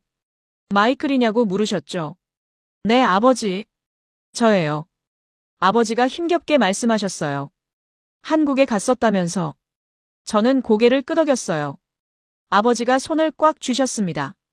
힘이 거의 없었지만 뭔가를 전하려는 것 같았어요. 마이클, 한국 사람들은 나빴던 게 아니었어. 내가 욕심이 과했던 거야. 저는 눈물이 났어요. 아버지, 무슨 말씀이세요? 아버지가 계속하셨어요. 30년 동안 후회했어. 한국을 원망한 거. 그 사람들은 최선을 다했어. 나만 준비가 안 됐던 거야. 그리고 다시 눈을 감으셨죠. 의사가 들어와서 지금은 쉬셔야 한다고 했어요. 병원 복도에서 에밀리와 이야기했습니다. 에밀리가 물었어요. 아빠, 한국에서 뭘 봤어요? 아빠가 달라진 것 같아요. 저는 한참을 생각하다가 대답했어요. 진실을 봤다고. 30년간 외면한 진실을. 에밀리가 말했어요. 아빠, 저 한국에 교환학생 가려고요. 서울대에 반도체 프로그램이 있대요. 저는 놀랐지만 반대하지 않았어요. 에밀리. 가서 직접 봐. 아빠처럼 30년씩 늦지 말고. 에밀리가 환하게 웃었어요. 다음 날 앨리스 정이라는 기자에게서 연락이 왔습니다. 블룸버그 소속이라고 했어요. 만나고 싶다고 하더군요. 중요한 정보가 있다고요. 저는 반신반의하면서 만나기로 했어요. 맨해튼의 한 카페에서 만났죠. 앨리스 정은 31살의 한국계 미국인이었습니다. 날카로운 눈빛의 기자였어요. 그녀가 말했어요. 브레넌 씨, 저는 데이비드 첸과 캐서린 왓슨을 취재하고 있어요. 저는 긴장했죠. 무슨 내용이냐고 물었어요. 앨리스가 서류를 꺼내 보여줬습니다. 내부 문서들이었어요. 데이비드 첸이 TSMC 관련 로비 그룹에서 자금을 받았다는 증거였죠. 그리고 캐서린 왓슨도 연루되어 있었어요. 두 사람이 조직적으로 삼성을 공격하고 가짜뉴스를 흘리고 주가를 조작했다는 증거. 저는 충격을 받았습니다. 데이비드가 흘린 퀄테스트 실패설도 거짓이었고 캐서린의 기사 공격도 계획된 거였어요. 저는 처음부터 이용당한 것이었죠. 삼성에 대한 제 편견을 이용해서 공매도 연합에 끌어들인 거였습니다. 앨리스가 물었어요. 브레넌 씨, 이 기사를 내려고 해요. 당신 인터뷰도 필요해요. 어떻게 이용당했는지, 삼성에서 뭘 봤는지 도와주실 수 있어요? 저는 잠시 생각했어요. 이 기사가 나가면 제 명성은 더 추락할 수도 있었죠. 데이비드에게 속았다는 게 알려지니까요. 하지만 동시에 진실이 밝혀지는 거였어요. 삼성이 억울하게 공격받았다는 게 드러나는 거고요. 저는 결정했습니다. 도와드리겠다고요. 앨리스가 고개를 끄덕였어요. 그날 저녁 또 다른 뉴스가 터졌습니다. 테슬라가 삼성과 20조 원 규모의 파운드리 계약을 발표한 거예요. 산나노 양산을 삼성에서 한다고요. TSMC가 아니라. 시장이 발칵 뒤집어졌죠. 삼성 주가가 또 폭등했어요. 10만 원을 돌파했습니다. 제 숏 포지션은 이제 감당할 수 없는 손실을 기록하고 있었죠. 하지만 이상하게 마음이 편했어요. 숫자보다 중요한 게 있다는 걸 알았으니까요. 데이비드 첸에게서 연락이 왔습니다. 분노에 찬 목소리였어요. 내가 배신한 거냐고, 앨리스 정에게 자료 넘긴 거냐고 소리 질렀죠. 저는 담담하게 대답했어요. 배신이 아니라 진실을 선택한 거라고요. 데이비드가 욕을 퍼붓고 전화를 끊었습니다. 밤에 제임스 오브라이언을 만났어요. 제임스가 말했죠. 마이클, 넌 지금 인생 최대의 도박을 하고 있어. 알아? 저는 고개를 끄덕였어요. 안다고. 하지만 이게 맞는 것 같다고. 제임스가 한숨을 쉬더니 말했어요. 그래, 내가 결정한 거라면 응원할게. 다만 조심해. 아버지의 상태가 조금 나아지셨습니다. 의식이 돌아오셨고 짧은 대화도 가능해지셨죠. 저는 매일 병원을 찾았어요. 아버지와 이야기하고 싶었거든요. 30년간 하지 못한 이야기들을. 어느 날 아버지가 맑은 정신으로 말씀하셨어요. 마이클, 내가 한국에 투자한 거 후회하지 않아. 저는 놀랐죠. 후회 안 하세요? 아버지가 고개를 끄덕이셨어요. 결과는 나빴지만 판단은 틀리지 않았어. 한국은 해낼 나라였어. 다만 내가 너무 일렀던 거야. 저는 물었습니다. 왜 저한테 그 말씀 안 하셨어요? 30년 동안이요. 아버지가 쓸쓸하게 웃으셨어요. 실패한 아버지가 무슨 말을 하겠니? 내가 내 실패를 한국 탓으로 돌리는 거 알았어. 하지만 고쳐주지 못했어. 미안하다, 마이클. 저는 아버지 손을 잡았어요. 아버지, 제가 미안해요. 아버지를 이해 못했어요. 30년이나. 아버지가 제 손을 꽉 쥐셨어요. 늦지 않았어. 이제라도 알았으니까. 그리고 덧붙이셨죠. 내가 한국에서 뭘 봤는지 말해줘. 저는 한국에서의 열흘을 이야기했어요. 정우현의 밤샘 근무, 박서진 상무의 신뢰, 김하늘 사장님의 도시락, 윤소혜 교수의 질문들. 아버지가 조용히 듣고 계셨어요. 이야기가 끝났을 때 아버지가 말씀하셨어요. 그게 한국이야. 내가 사랑한 나라가. 병원을 나오면서 에밀리가 물었어요. 아빠, 이제 어떻게 할 거예요? 저는 대답했어요. 한국에 돌아갈 거야. 제대로 된 보고서를 쓸 거야. 그리고 전 세계의 진실을 말할 거야. 에밀리가 말했어요. 아빠, 나도 같이 갈래요. 뉴욕을 떠나기 전에 정리할 게 있었습니다. 데이비드 첸과의 관계를 끊어야 했어요. 공매도 연합에서 탈퇴한다고 공식 통보를 했죠. 데이비드가 협박했어요. 후회할 거라고, 월스트리트에서 매장당할 거라고요. 저는 무시했습니다. 투자자들에게 메일을 보냈어요. 지금까지의 상황을 설명하고 앞으로 새로운 방향으로 가겠다고요. 일부 투자자는 격노했고 일부는 이해해 주었죠. 펀드 규모가 절반으로 줄었어요. 하지만 괜찮았습니다. 처음부터 다시 시작하면 되니까요. 앨리스 정의 기사가 나가기로 한 날짜가 정해졌어요. 제가 뉴욕 투자 컨퍼런스에서 발표하는 날과 같은 날이었죠. 타이밍을 맞춘 거예요. 제 발표와 앨리스의 기사가 동시에 나가면 파급력이 클 테니까요. 발표 준비를 시작했습니다. 한국에서 가져온 자료들, 박서진 상무가 보여준 내부 문서들, 라지브 파텔의 발언 기록. 모든 걸 정리해서 하나의 보고서로 만들었어요. 제목은 삼성전자 숫자 뒤의 진실이었습니다. 보고서를 쓰면서 여러 번 손이 멈췄어요. 이걸 발표하면 제 인생이 바뀔 거라는 걸 알았거든요. 30년간 유지해온 입장을 완전히 뒤집는 거니까요. 월스트리트에서 저를 비웃을 사람도 있을 거고 배신자라고 부를 사람도 있을 거예요. 하지만 윤소희 교수의 말이 떠올랐어요. 진실을 마주할 용기가 있느냐고. 저는 있다고 답하고 싶었습니다. 이번에는 정말로.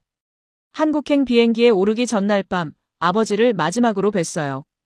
아버지가 말씀하셨죠. 마이클, 잘해. 내가 옳은 일을 하는 거야. 그리고 고마워. 내 대신 한국에 가서 진실을 말해줘서. 저는 아버지를 안았어요. 81살의 아버지가 그렇게 작게 느껴진 건 처음이었습니다. 에밀리와 함께 인천행 비행기에 올랐습니다. 에밀리가 물었어요. 아빠, 무섭지 않아요? 저는 대답했어요. 무섭지. 하지만 안 하는 게 더 무서워. 에밀리가 제 손을 잡았어요. 아빠, 나는 아빠가 자랑스러워요. 그 말에 저는 또 눈물이 났습니다. 비행기가 이륙했어요. 뉴욕의 불빛이 점점 작아졌죠. 14시간 후면 한국이었습니다. 그리고 며칠 후면 컨퍼런스. 제 인생 최대의 도박이 시작될 거였어요. 성공하든 실패하든 저는 진실을 말할 준비가 되어 있었습니다. 한국에 도착하자마자 모든 게 바뀌어 있었습니다. 데이비드 첸과 캐서린 왓슨이 저를 공개적으로 공격하고 있었거든요. 월스트리트 여러 매체에 저를 비난하는 기사가 실렸어요. 브레넌, 삼성에 매수당한 전 애널리스트. 신뢰를 잃은 반도체 전문가. 제 명성이 무너지고 있었죠. 소셜미디어에서도 공격이 쏟아졌어요. 한국 기업에 돈 받았냐는 댓글, 배신자라는 욕설, 심지어 협박도 있었죠. 에밀리가 걱정스러운 눈으로 저를 봤어요. 아빠, 괜찮아요? 저는 괜찮다고 대답했지만 솔직히 힘들었습니다. 하지만 물러설 수 없었어요. 박서진 상무, 강민호, 이창수 박사가 저를 맞아주었습니다. 그들의 눈빛에서 믿음이 느껴졌어요. 브레넌 씨, 우리가 도와드릴게요. 진실은 결국 이기니까요. 박서진 상무의 말이었죠. 컨퍼런스 전까지 이틀이 남았어요. 그 시간 동안 삼성의 현장을 더 깊이 들여다봤습니다. 이번에는 정우현이 안내를 맡았어요. HBM 사양산 라인을 직접 보여주겠다고 했죠. 양산 라인은 경이로웠습니다. 기계들이 쉴 새 없이 돌아가고 있었어요. 정우현이 설명해 주었죠. 지금 이 라인에서 나오는 HBM사가 전 세계 AI 데이터 센터로 간다고요. 구글, 마이크로소프트, 아마존, 전부 우리 칩을 기다리고 있다고요. 그리고 놀라운 광경을 목격했습니다. 복도에서 서양인 몇 명이 서성이고 있었거든요. 정우현이 귓속말로 설명해 주었어요. 저분들이 구글이랑 마이크로소프트에서 온 임원들이래요. 삼성 근처에 방을 얻어서 매일 온다고요. 칩을 더 달라고 애걸복걸하러요. 저는 눈을 의심했어요. 세계 최고의 빅테크 기업 임원들이 한국까지 와서 칩을 구걸하고 있다고요? 정우현이 덧붙였어요. 못 따내면 해고당하는 사람도 있대요. 그 정도로 우리 칩이 귀하다고요. 분기마다 30조씩 벌어들인다는 전망이 현실감 있게 다가왔어요. 숫자가 아니라 눈앞에서 벌어지는 일이었으니까요. 저는 생각했죠. 이게 거품인가? 아니, 이건 실력이다. 한국의 진짜 실력. 저녁에 윤소희 교수와 저녁을 함께 했어요. 에밀리도 함께였죠. 윤소희 교수가 에밀리에게 이것저것 물어봤어요. 왜 한국에 관심이 생겼는지, 뭘 공부하고 싶은지. 에밀리가 눈을 빛내며 대답했어요. 반도체요. 한국 반도체가 어떻게 성공했는지 알고 싶어요. 윤소희 교수가 미소 지었어요. 좋은 학생이 오겠네요. 서울대에서 기다리고 있을게요. 에밀리가 활짝 웃었죠. 저는 그 모습을 보면서 생각했어요. 30년 전 아버지의 꿈이 이제 손녀에게 이어지고 있구나. 컨퍼런스 하루 전날 뉴욕에서 생중계로 발표해야 했어요. 한국에서 화상으로 참여하기로 했죠. 기술 테스트를 하면서 떨렸습니다. 내일이면 모든 게 결정돼요. 성공하면 새로운 시작이고 실패하면 완전한 끝이었죠. 밤에 강민호가 찾아왔어요. 작은 선물을 들고요. 열어보니 김하늘 사장님이 보낸 편지였어요. 한글로 적혀 있었지만 이번에는 번역 없이도 몇 단어는 알아볼 수 있었죠. 응원한다는 말, 힘내라는 말. 저는 그 편지를 가슴에 품었습니다. 내일 발표할 때 갖고 있으려고요. 생면부지에 한국인이 외국인인 저를 응원해주고 있었어요. 이게 바로 제가 말해야 할 진실이었습니다. 숫자 뒤에 있는 사람들. 그 따뜻함. 에밀리가 물었어요. 아빠, 내일 뭐라고 말할 거예요? 저는 대답했어요. 진실을 말할 거야. 삼성이 왜 성공했는지, 한국이 왜 대단한지, 그리고 내가 왜 30년간 틀렸는지. 에밀리가 고개를 끄덕였어요. 아빠, 할 수 있어요. 잠자리에 들었지만 잠이 오지 않았어요. 창밖으로 서울의 야경이 보였습니다. 반짝이는 불빛들. 이 도시가, 이 나라가 30년간 제가 미워한 곳이었어요. 하지만 이제는 달랐습니다. 제가 사랑하게 된 곳이었죠. 컨퍼런스 당일 아침이 밝았습니다. 서울 시간으로 저녁 8시, 뉴욕 시간으로 아침 6시에 발표가 예정되어 있었어요. 저는 호텔 비즈니스 센터에서 화상으로 참여하기로 했죠. 발표 2시간 전 데이비드 첸에게서 전화가 왔습니다. 받을까 말까 고민했지만 받았어요. 마이클, 마지막 기회를 주겠다고 하더군요. 지금이라도 생각을 바꾸면 연합으로 돌아올 수 있다고요. 오늘 발표에서 삼성 공격 입장을 유지하면 전부 용서해주겠다고 했습니다. 저는 잠시 생각했어요. 솔직히 유혹이 있었습니다. 데이비드 말대로 하면 예전 생활로 돌아갈 수 있었죠. 월스트리트의 명성, 투자자들의 신뢰, 안정된 수입. 모든 게 제자리로 돌아갈 거예요. 하지만 그건 거짓 위에 세운 삶이었습니다.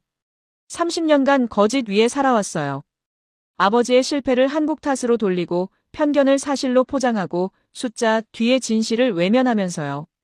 더 이상 그렇게 살고 싶지 않았습니다. 데이비드에게 대답했어요.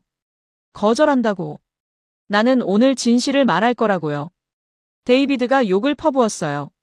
내 인생 끝이야, 마이클. 월스트리트에서 매장당할 거야. 저는 전화를 끊었습니다. 발표 1시간 전 윤소희 교수가 찾아왔어요. 응원하러 왔다고요. 브레넌 씨, 긴장되시죠? 저는 솔직히 고백했어요. 네, 많이요. 30년간 믿어온 걸 뒤집는 거니까요. 윤소희 교수가 말했어요. 브레넌 씨, 당신 아버지는 30년 전에 한국의 미래를 보셨어요. 그리고 당신은 오늘 그 미래가 현실이 됐다는 걸 세계에 알리는 거예요. 아버지의 믿음을 증명하는 거죠. 저는 그 말에 눈물이 났어요. 아버지의 믿음을 증명하는 것. 그게 오늘 제가 하는 일이었구나. 30년 전 아버지가 옳았다고, 한국은 해냈다고, 삼성은 해냈다고 말하는 것. 발표 30분 전, 박서진 상무, 강민호, 이창수 박사, 정우현이 모두 왔어요. 에밀리도 옆에 있었죠. 모두가 저를 응원하고 있었습니다. 이창수 박사가 말씀하셨어요. 브레넌 씨, 숫자 뒤에 사람들을 말해주세요. 그게 진짜 진실이니까요.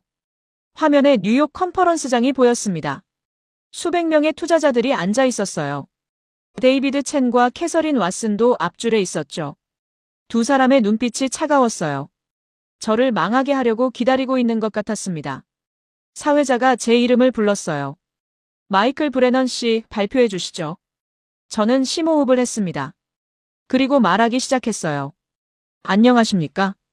저는 마이클 브레넌입니다. 오늘 저는 30년간의 거짓말을 바로잡으려 합니다. 객석이 술렁였죠. 뭔가 예상과 다르다는 걸 느꼈을 거예요. 저는 20년간 삼성전자를 공격해왔습니다. 한국 반도체는 거품이라고, 곧 무너질 거라고 예측했죠. 하지만 틀렸습니다. 완전히 틀렸어요. 화면에 데이터를 띄웠어요. 삼성 HBM사의 테스트 결과, 테슬라와의 계약, 엔비디아와의 협력. 모든 숫자가 삼성의 성공을 가리키고 있었죠. 하지만 오늘 제가 말하고 싶은 건 숫자가 아닙니다. 숫자 뒤에 있는 사람들입니다. 2년 전 퀄테스트에서 졌을 때 눈물 흘린 엔지니어들, 밤새 일하면서 자존심을 건 연구원들, 생면부지의 외국인에게 도시락을 보내주는 국밥집 사장님. 그 사람들이 삼성을 만들었습니다. 객석이 조용해졌어요. 데이비드 첸의 얼굴이 굳어가는 게 보였죠. 저는 계속했어요. 그리고 고백할 게 있습니다. 제가 왜 30년간 한국을 미워했는지. 1998년 제 아버지가 한국 반도체에 투자했다가 파산하셨습니다. 저는 그 실패를 한국 탓으로 돌렸어요. 하지만 아버지는 틀리지 않았습니다. 시대를 앞서가셨을 뿐이에요. 제 목소리가 떨렸어요. 하지만 멈추지 않았습니다. 오늘 저는 아버지의 믿음이 옳았다고 선언합니다. 한국은 해냈습니다. 삼성은 해냈습니다. 2026년 영업이익 130조 원도 가능합니다. 주가 20만 원도 불가능하지 않습니다. 객석에서 웅성거림이 커졌어요. 카메라 플래시가 터지기 시작했죠. 동시에 앨리스 정의 기사가 배포됐습니다. 데이비드 첸과 캐서린 왓슨의 조작이 폭로되는 기사였어요. 발표가 끝나자 화면 너머로 난리가 난 게 보였습니다. 기자들이 데이비드 첸에게 몰려들었어요. 앨리스 정의 기사가 실시간으로 퍼지고 있었거든요. TSMC 로비 자금, 가짜뉴스 유포, 주가 조작 의혹. 모든 게 드러났죠. 데이비드 첸이 당황한 표정으로 자리를 피했어요. 캐서린 왓슨도 마찬가지였죠. 두 사람의 계획이 완전히 무너진 거였습니다. 저는 화면을 보면서 안도의 한숨을 내쉬었어요. 해냈구나. 박서진 상무가 제 어깨를 두드렸어요. 브레넌 씨 훌륭했어요. 정말로. 강민호는 눈물을 글썽이고 있었죠. 저도 울고 싶었지만 참았어요. 아직 끝난 게 아니니까요. 발표 직후부터 전화가 폭주했습니다. 투자자들, 기자들, 동료 애널리스트들. 반응은 양극단이었어요. 어떤 사람들은 용기 있다고 칭찬했고 어떤 사람들은 미쳤다고 비난했죠. 하지만 중요한 건 그게 아니었어요. 시장이 반응하기 시작했습니다. 삼성전자 주가가 장 시작과 동시에 급등했어요. 11만 원을 돌파하더니 12만 원을 향해 달렸죠. 제 발표와 앨리스의 기사가 시장에 충격을 준 거였습니다. 동시에 데이비드 첸의 펀드에서 투자금 인출이 시작됐어요. 투자자들이 기사를 보고 불안해한 거죠. 데이비드의 공매도 포지션이 막대한 손실을 기록하기 시작했어요. 자업자득이었습니다. 저녁에 뉴스를 확인하니 더 큰 일이 벌어져 있었어요. 미국 SEC가 데이비드 첸에 대한 조사를 시작한다고 발표한 거죠. 시장 조작 및 허위 정보 유포 혐의였어요. 캐서린 왓슨은 자신의 펀드 CIO직에서 사임했고요. 제임스 오브라이언에게서 전화가 왔습니다. 마이클, 해냈어. 월스트리트가 발칵 뒤집어졌어. 내 발표가 역사로 남을 거야. 저는 웃으면서 대답했어요.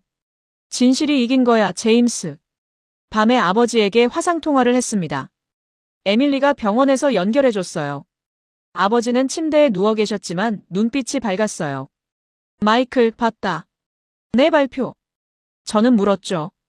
어떠셨어요, 아버지? 아버지가 미소를 지으셨어요. 자랑스럽다. 내가 내 아들이라서 자랑스럽다. 그리고 고맙다. 30년 만에 내 믿음을 증명해줘서. 저는 눈물이 쏟아졌어요. 아버지, 제가 더 일찍 알았어야 했어요. 아버지가 손을 저으셨죠. 늦지 않았어. 이제부터가 시작이야. 다음 날 한국 언론에서 인터뷰 요청이 쏟아졌습니다. 삼성을 공격하던 미국 애널리스트가 왜 입장을 바꿨는지 궁금해했죠. 저는 몇몇 인터뷰에 응했어요. 같은 이야기를 반복했죠. 숫자 뒤의 진실, 한국인들의 노력, 아버지의 믿음. 한 기자가 물었어요. 한국에 대한 인상이 어떻게 바뀌었냐고요.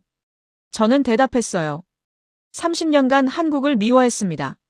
하지만 이제는 사랑합니다. 이 나라 사람들의 열정, 따뜻함, 끈기. 숫자로는 설명할 수 없는 것들이 있어요. 그걸 배웠습니다. 인터뷰가 나간 후 소셜미디어에서 반응이 폭발했어요. 한국인들이 감동했다는 댓글이 수천 개 달렸죠. 외국인이 우리를 이렇게 봐줘서 고맙다는 말, 눈물 났다는 말. 저는 그 댓글들을 읽으면서 가슴이 뜨거워졌어요. 저녁에 김하늘 사장님의 국밥집을 다시 찾았습니다. 에밀리와 함께요. 김하늘 사장님이 저를 보자마자 두 팔을 벌리셨어요. 뉴스에서 봤다고 정말 멋있었다고요. 저는 김하늘 사장님을 안았어요. 감사합니다. 사장님 덕분에 제가 바뀌었어요. 국밥을 먹으면서 에밀리가 물었어요. 아빠, 이제 어떻게 할 거예요? 저는 대답했어요. 새로운 시작을 할 거야. 한국과 미국을 연결하는 일을. 아버지가 못다 한 꿈을 내가 이어갈 거야. 에밀리가 웃으면서 말했어요. 나도 도울게요. 발표 후 일주일이 지났습니다. 시장은 제 예측대로 움직이고 있었어요. 삼성전자 주가가 연일 상승해서 13만 원을 돌파했죠. 투자자들이 삼성을 재평가하기 시작한 거였습니다. 데이비드 첸은 SEC 조사를 받고 있었어요. 그의 펀드는 사실상 파산 상태였죠. 공매도 포지션에서 수천억 원의 손실을 기록했고 투자자들이 전부 빠져나갔거든요. 캐서린 왓슨도 업계에서 퇴출당했어요. 둘 다 자업자득이었습니다. 제 펀드는 기사회생했어요. 손절했던 숏 포지션을 정리하고 삼성 롱 포지션으로 전환한 덕분이었죠. 손실을 만회하고도 남았어요. 하지만 저에게 중요한 건 돈이 아니었습니다. 아버지에게 전화했어요. 아버지, 삼성 주가가 13만 원이에요. 아버지가 기뻐하셨죠. 마이클, 20만 원까지 간다고 했잖아. 기다려봐. 저는 웃었어요. 네, 아버지. 기다려볼게요. 그런데 통화 끝에 아버지가 조용히 말씀하셨어요. 마이클, 나 이제 갈 것 같아. 저는 심장이 멈추는 것 같았어요. 무슨 말씀이세요, 아버지? 아버지가 평온하게 대답하셨죠. 할 일을 다 했어. 내가 진실을 말하는 거 봤고, 내가 바뀌는 거 봤어. 이제 마음 편히 갈 수 있어. 저는 울면서 말했어요. 아버지, 아직 안 돼요. 제가 더 보여드릴 게 있어요. 아버지가 웃으셨어요. 마이클, 넌 이미 충분해. 아빠로서 더 바랄 게 없어. 고맙다, 아들아. 통화를 끊고 에밀리에게 연락했어요. 할아버지가 위독하시다고. 우리 뉴욕 가야 해. 에밀리도 울면서 대답했죠. 알았어요, 아빠. 지금 바로 가요. 비행기에서 14시간 동안 아무것도 못했어요. 그냥 창밖만 바라봤죠. 아버지의 삶이 머릿속을 스쳐 지나갔습니다. 젊은 시절의 아버지, 월스트리트를 호령하던 아버지, 한국을 믿었던 아버지, 파산 후 무너진 아버지, 그리고 마지막에 다시 빛난 아버지의 눈빛. 뉴욕에 도착했을 때 아버지는 아직 살아계셨어요. 중환자실에서 산소호흡기에 의지하고 계셨죠. 제가 들어가자 아버지가 눈을 뜨셨어요. 왔구나, 마이클. 저는 아버지 손을 잡았어요. 네, 아버지. 왔어요. 아버지가 힘겹게 말씀하셨어요. 유품 정리하다가 찾은 게 있어. 서랍장 밑 칸에. 가져가. 저는 고개를 끄덕였죠. 아버지, 뭔데요? 아버지가 미소를 지으셨어요. 나중에 봐. 그리고 눈을 감으셨습니다. 그날 밤 아버지가 돌아가셨습니다. 81살이셨어요. 평화로운 얼굴이었죠. 마지막에 제 손을 잡고 계셨어요. 장례식 전에 아버지 말씀대로 서랍장을 확인했습니다. 밑 칸에 작은 상자가 있었어요. 열어보니 오래된 종이가 있더군요. 삼성 주식 증서였습니다. 1987년 날짜가 찍혀 있었어요. 파산할 때도 안 파셨던 거예요. 30년 동안 간직하고 계셨던 거죠. 저는 그 증서를 들고 한참을 울었습니다.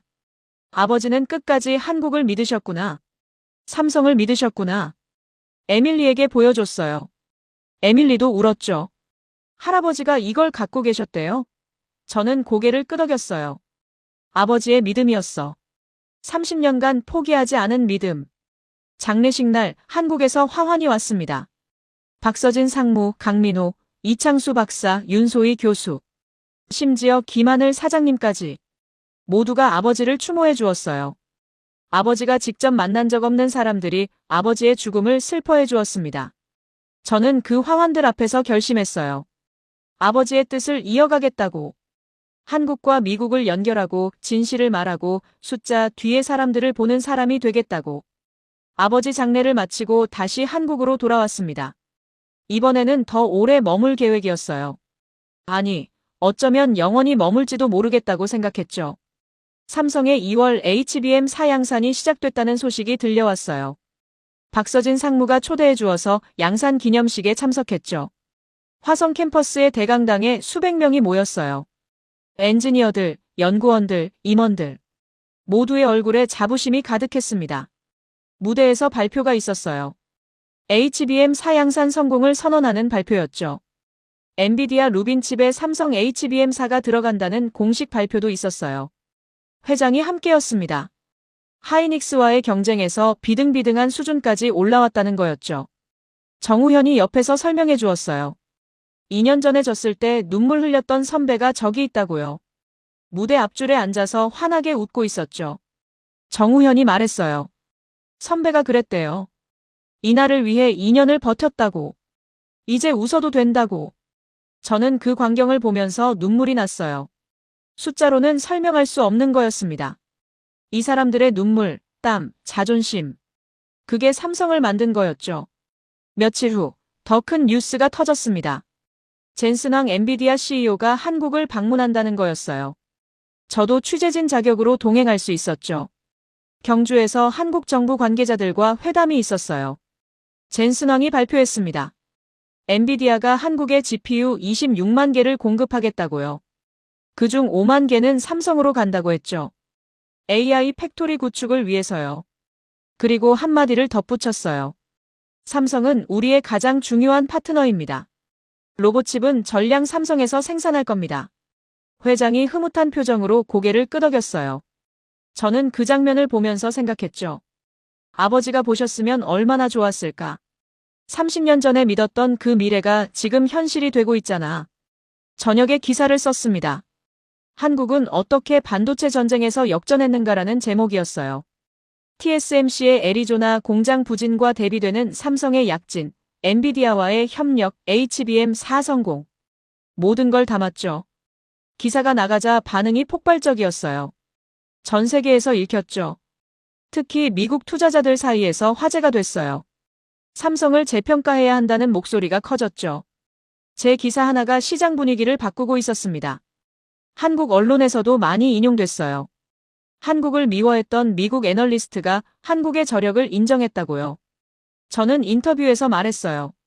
미워한 게 아니라 몰랐던 거라고. 알고 나니 사랑할 수밖에 없다고요. 그 주에 삼성 주가가 15만 원을 돌파했습니다. 제가 예측한 20만 원까지는 아직 멀었지만 방향은 맞았죠. 시장이 삼성의 진가를 인정하기 시작한 거였습니다. 윤소혜 교수와 저녁을 먹으면서 이야기했어요. 교수님, 제가 제대로 보고 있는 거죠? 윤소혜 교수가 미소를 지었어요. 브래넌 씨, 이제 숫자가 아니라 사람을 보고 계시네요. 그게 제대로 보는 거예요. 저는 윤소희 교수에게 고백했어요. 제가 한국에 올 때마다 교수님 덕분에 많이 배웠다고. 30년간 가지고 있던 편견을 깨는데 교수님이 결정적 역할을 했다고요. 윤소희 교수가 제 손을 잡았어요. 브래넌 씨, 당신이 스스로 바뀐 거예요. 저는 그냥 거울을 보여드렸을 뿐이에요. 그날 밤 에밀리에게 전화했어요. 에밀리는 서울대 교환학생 수속을 밟고 있었죠. 아빠, 나도 빨리 가고 싶어요. 한국이 어떤 나라인지 직접 보고 싶어요. 저는 웃으면서 대답했어요. 와, 에밀리. 내가 보면 아빠보다 더 빨리 사랑에 빠질 거야. 봄이 왔습니다. 한국에 온 지 석 달이 지났어요. 이제 서울의 거리가 익숙해졌죠. 한글 간판도 조금씩 읽을 수 있게 됐고요. 한국어 수업도 듣기 시작했어요. 장외의 소식을 들었습니다. TSMC 출신으로 스파이 의혹을 받았던 그 엔지니어요. 박서진 상무가 말해주었어요. 장회의가 마침내 인정받았다고요. HBM 사수율 개선에 결정적 역할을 했다는 게 밝혀진 거예요. 장회의를 다시 만났습니다. 표정이 훨씬 밝아져 있었어요. 브래넌 씨, 감사해요. 그때 이야기 나눠주셔서요. 저는 고개를 저었어요. 제가 한 게 뭐 있어요. 장회의 씨가 스스로 증명한 거죠. 장회의가 말했어요. 편견과 싸우는 게 얼마나 힘든지 브래넌 씨도 아시잖아요. 저도 그랬거든요. TSMC 출신이라고 의심받고 능력을 인정받지 못하고. 하지만 결국 결과가 증명해줬어요. 저는 고개를 끄덕였어요. 맞아요. 결과가 증명해주죠. 저도 30년간의 편견을 깨는데 그게 필요했어요. 한국이 직접 보여줬거든요. 박서진 상무가 부사장으로 승진했습니다. HBM 4성공의 공로를 인정받은 거예요. 승진 축하 자리에 초대받았어요. 화성 캠퍼스의 고급 식당에서 열린 파티였죠. 박서진 부사장이 저를 보자마자 다가왔어요. 브래넌 씨, 와주셔서 고마워요. 당신이 없었으면 세상이 우리 이야기를 몰랐을 거예요. 저는 손을 저었어요. 제가 한 건 진실을 말한 것뿐이에요. 부사장님과 팀원들이 해낸 거죠. 사토 켄지도 있었어요. 일본 소재 기업 임원이죠. 한일 반도체 협력의 상징적 인물이에요. 포토레지스트 국산화에 일본 기술이 도움을 줬다고 하더군요. 사토 씨가 말했어요. 한국과 일본이 협력하면 무서울 게 없어요. 저녁이 끝날 무렵 윤소희 교수가 다가왔어요. 브래넌 씨, 할 말이 있어요. 저는 긴장했죠. 뭔가요? 윤소희 교수가 웃으면서 말했어요. 저랑 정식으로 사귀실래요? 저는 깜짝 놀랐어요. 농담인 줄 알았거든요. 하지만 윤소희 교수의 눈빛이 진지했어요. 제가 물었죠. 진심이에요? 윤소희 교수가 고개를 끄덕였어요. 네. 당신이 변해가는 걸 보면서 많이 끌렸어요. 진실을 위해 모든 걸 건 당신이 멋있었어요. 저는 한참을 말하지 못했어요. 46살에 이런 고백을 받을 줄은 몰랐거든요. 하지만 솔직히 저도 윤소희 교수에게 끌리고 있었어요. 처음 만났을 때부터요. 네, 사귀죠. 저도 교수님이 좋았어요. 윤소희 교수가 환하게 웃었어요. 교수님 말고 소희라고 불러요. 저는 웃으면서 대답했어요. 알겠어요, 소희 씨. 그날 밤 김하늘 사장님의 국밥집을 찾았어요. 윤소희 교수, 아니 소희와 함께요. 김하늘 사장님이 우리를 보자마자 알아채셨어요. 어머, 두 분 사귀세요? 우리는 얼굴이 빨개졌죠. 국밥을 먹으면서 소희가 말했어요. 마이클, 앞으로 어떻게 할 거예요? 저는 대답했어요. 한미기술투자 연결 펀드를 만들 거예요. 한국과 미국을 잇는 일을 하고 싶어요. 아버지가 못다 한 꿈이에요. 소희가 제 손을 잡았어요. 응원할게요. 저도 도울 수 있는 건 돕고 싶어요. 저는 감사하다고 말했어요. 그리고 마음속으로 생각했죠. 30년간 한국을 미워했는데 지금은 한국에서 사랑을 찾았구나. 김하늘 사장님이 후식으로 식혜를 내주셨어요. 두 분 오래오래 행복하세요. 저는 김하늘 사장님께 깊이 인사했어요. 사장님 덕분에 제가 바뀌었어요. 그때 도시락이 없었으면 포기했을지도 몰라요. 김하늘 사장님이 손을 저으셨어요. 제가 뭘 했다고요? 밥 한 끼 대접한 것뿐인데요. 그게 전부였지만 그게 전부였습니다. 한 끼의 따뜻함이 30년 묵은 얼음을 녹인 거예요. 여름이 왔습니다. 한미기술투자 연결 펀드를 정식으로 설립했어요. 이름은 브레넌 코리아 파트너스로 지었죠. 토마스 안이 공동 창업자로 합류했어요. 두 문화를 잇는 사람이 필요했거든요. 사무실은 강남에 열었습니다. 작은 공간이었지만 시작으로는 충분했죠. 첫 투자 대상은 한국 반도체 소재 스타트업이었어요. 포토레지스트 국산화에 기여한 기업 중 하나였죠. 에밀리가 드디어 한국에 왔습니다. 서울대 반도체공학과 교환학생으로요. 공항에서 마중 나갔어요. 에밀리가 뛰어와서 안겼죠. 아빠, 드디어 왔어요. 할아버지가 사랑한 나라예요. 저는 눈물이 났어요. 그래, 에밀리. 할아버지가 사랑한 나라야. 에밀리를 데리고 수원 화성을 갔습니다. 소희도 함께였어요. 성벽을 걸으면서 이야기했죠. 이 성이 200년 전에 지어졌대요. 한국 사람들은 그때부터 기술력이 뛰어났어요. 에밀리가 감탄했어요. 대단하다.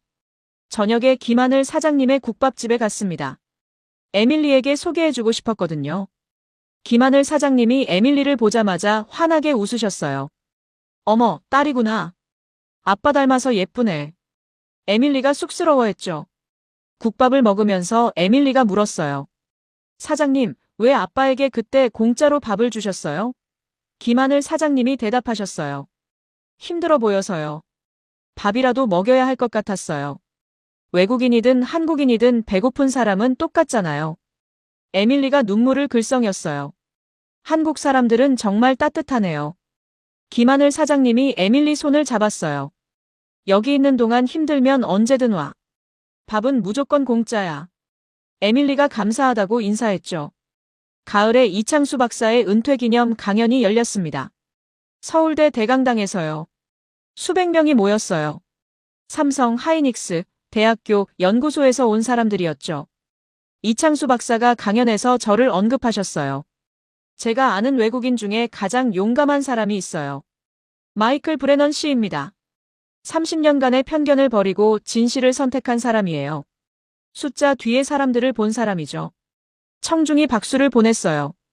저는 자리에서 일어나 인사했습니다. 창피하면서도 감사했어요. 이창수 박사가 덧붙이셨죠. 브레넌 씨가 보여준 건 진실 앞에 겸손해지는 것의 중요성이에요. 우리 모두 배워야 합니다. 강연 후 이창수 박사와 이야기를 나눴어요. 박사님, 제가 처음에 숫자만 본다고 하셨을 때 화가 났어요. 이창수 박사가 웃으셨어요. 알아요. 그래서 일부러 그랬어요. 화가 나야 생각하니까요. 저는 감사하다고 말씀드렸어요. 박사님 덕분에 눈이 열렸어요. 이창수 박사가 고개를 저으셨어요. 브레넌 씨가 스스로 열었어요. 저는 문만 보여드렸을 뿐이에요. 그해 겨울, 소희와 정식으로 약혼했습니다. 작은 파티를 열었어요. 박서진 부사장, 강민호, 정우현, 토마스 안, 김하늘 사장님, 그리고 에밀리. 모두가 축하해 주었죠. 소희가 말했어요. 마이클, 당신을 처음 봤을 때 편견 덩어리라고 생각했어요. 그런데 그 편견을 깨는 걸 보면서 반했어요. 저는 웃으면서 대답했어요. 당신이 깨뜨려준 거예요. 에밀리가 축사를 했어요. 아빠가 할아버지의 꿈을 이어가는 걸 보면서 자랑스러웠어요. 그리고 새 엄마를 얻게 돼서 행복해요. 소희 교수님, 아빠 잘 부탁드려요. 모두가 웃고 울었어요. 밤에 혼자 창밖을 바라봤습니다.